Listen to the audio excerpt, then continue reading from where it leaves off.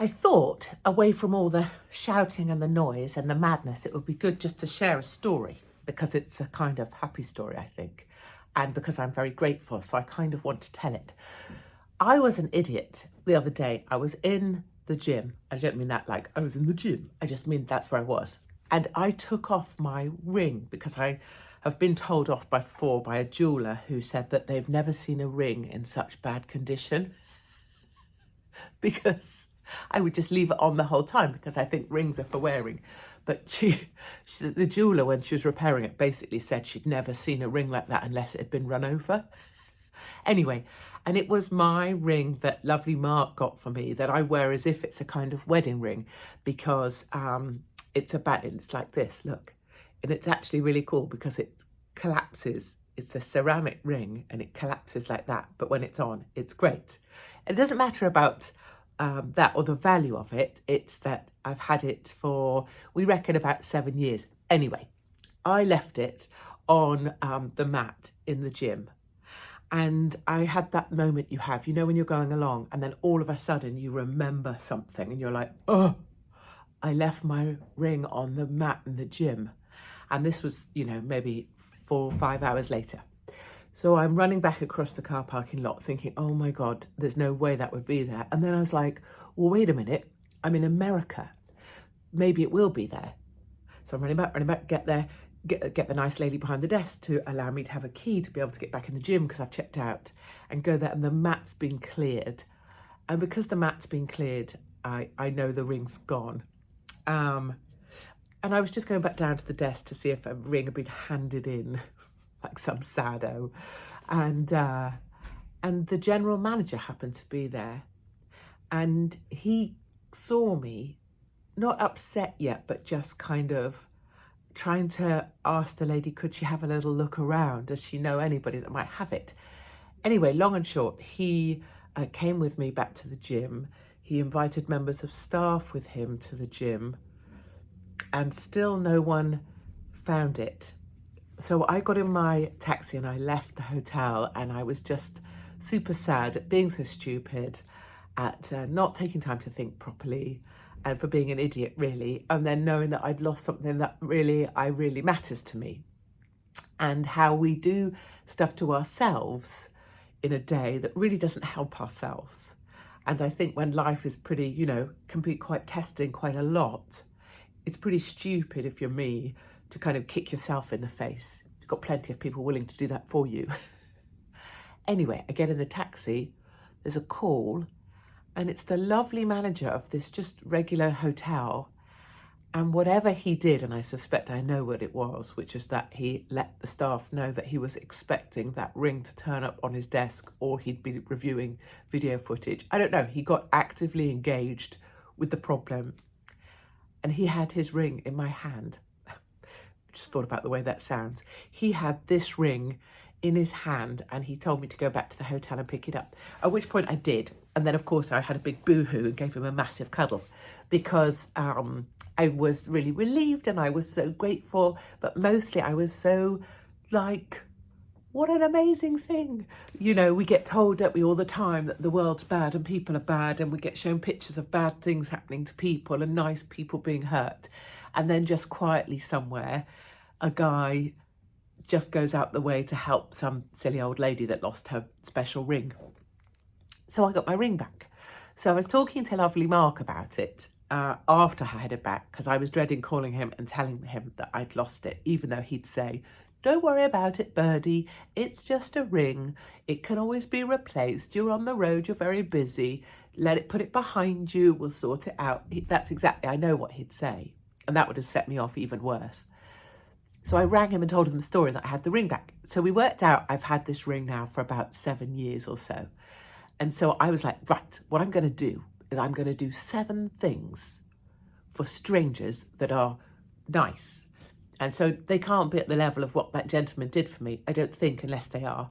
But they can be something. And so I'm working, but I'm not setting up to do those. So like, I'm not like going out and buying flowers and giving them to a random stranger. So it's not like contrived. It's that when someone's in a bit of a pickle, I'm just doing a thing to try and the sum of those 7 things won't make the same as what was done for me, but it'll be good, right? And so I've done 3 so far. And I'm not trying to do this either as like a, oh, look at me. You know, one of those weirdos on Instagram going, look at me doing nice things for people. Oh, I just so happened to have filmed this moment where I did this kind thing, but I had the camera set up all along. So, you know, look at me, aren't I so good? Oh, yeah. It's not that. I'm just, some of the things have been really cool. So the other day I was at a bar at an event where I was speaking. And I went up to get some of because there's some little comics here or stand-up people who haven't done much time. Well, they're just younger. So I was buying them drinks. And then a gentleman, a sweet, sweet, sweet old man wanted a glass of wine. And he went to order it after I was going. And they said it was a horrible amount, like $12 or something. I mean, it's just stupid. And the guy was like, oh. He said, well, how much is a ginger beer then? And all of me was like, that's not okay. This lovely man should be able to have a glass of wine when he wants one at his age. Is this too much to ask? So I was able to get his glass of wine and he was all happy, not about the glass of wine, but that someone had, I don't know, someone had cared and got him his little drink, tiny thing. Then, just now, downstairs, at this hotel, which is completely different to the last hotel, I'm always on the move. I never know what hotel room I'm in even. I have to go to the reception desk about twice a week and ask them what hotel room I just came out of. Can you imagine? I look properly like a demented old cow. Anyway, so I go down, I'm at the little coffee place and I'm going to order a coffee. The guy before me is a pilot, right? And don't we all know about it? I'm a pilot, don't you know? Here's my epaulets, yeah. And I'm pulling a bag with one of those other bags on top of it. Yeah. Here I am with a pilot and I'm all tucked in. His shirt's all tucked in and like, you know, head like looked like a thumb, honestly. But, you know, that's fine because I look like this.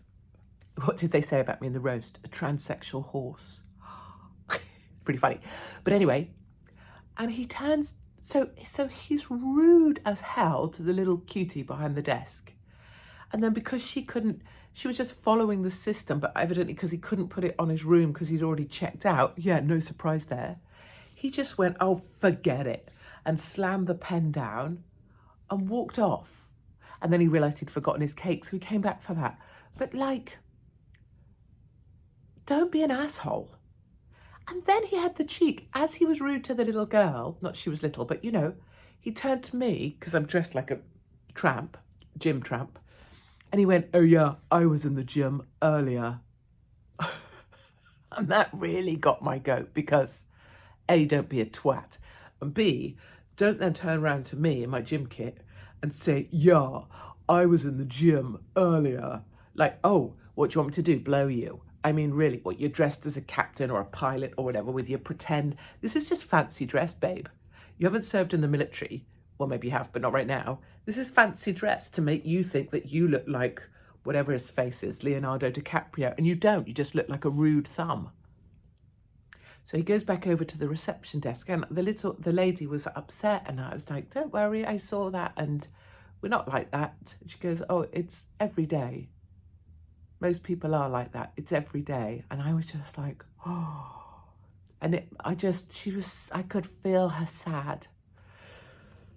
And then I got all Katie Hopkins. So while she was making the coffee, and he was over at the reception desk being Mr. Pilot, I marched over there. And as he went to leave, I went, sir, could I ask you to be more kind to members of staff? And he went, I was. I was like, no, you weren't. I was behind you. I heard you. I saw you. And that was unkind. And he didn't have anything else to say. And so he left. Now, lovely Mark would say that was an example of me interfering in matters that aren't my business. But I thought it was pretty rock and roll. And then there's been some other things. The purpose of me confiding this is because I'm trying to put right a massive kindness that was done for me. And I know we hear all the time from greenies, you know, oh, plant a tree, plant a tree, plant a tree and then we can save the planet. I mean, I'm done with the green shit. I don't buy into any of it. And I'm fed up with people telling me not to eat meat or to plant a tree or to drive an electric vehicle, which is bullshit, by the way. But I absolutely think we can plant kindness. And the best thing of all about all of this is that I'm super enjoying all of these moments. I think I would have just done them anyway, but I'm getting to like, they mean that I'm starting to pay back the amazing gentleman whose bosses I've tried to write to say how great I think he is. So I just thought I'd share that, really. I don't know, I just feel like on days where all there is blah, blah, blah, and talking heads online going blah, blah, blah, Palestine, blah, blah, blah, Israel, blah, blah, blah, Suella, blah, blah, David Cameron. Actually, when you turn all of that off and you just walk about the place, smearing yourself on the road as I do, ordinary people are actually rather great. And I think it would always be better to be one of the ordinary people than to be one of the wankers that everybody else spends time talking about. Okay, so go do you, and I'll keep paying back this and the world, you know, is a much better place than you're being led to believe.